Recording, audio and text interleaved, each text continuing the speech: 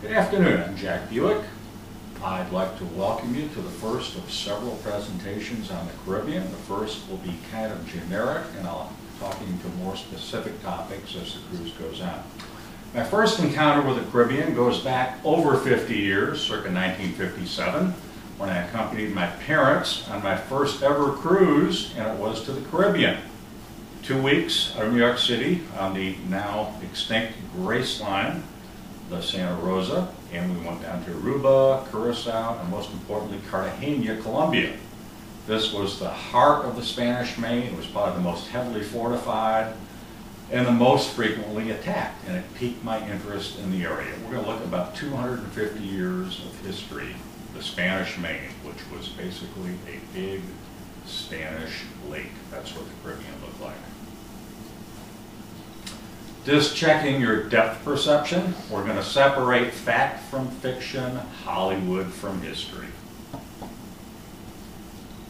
This is our area of operations.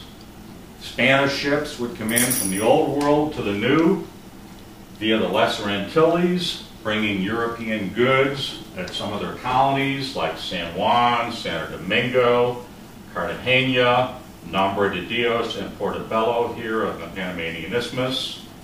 Some vessels actually came from along the Pacific coast and by mule train into Cartagena and Nombre de Dios. Some vessels also came from Manila to Acapulco. Goods like ivory, porcelain, and silk were transshipped across the peninsula to Veracruz. All of these goods were then put on a treasure fleet, which joined up at Havana and sailed back to Seville.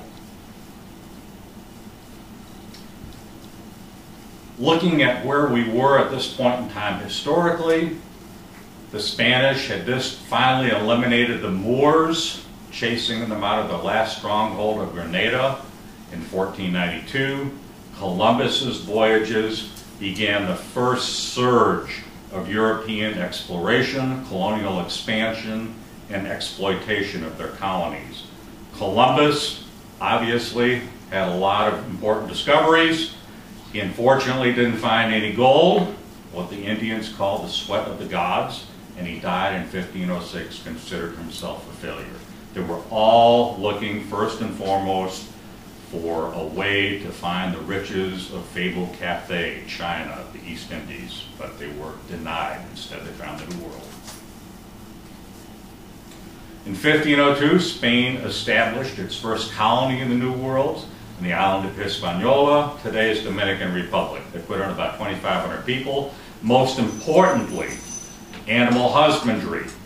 This colony in Hispaniola was literally a breeding ground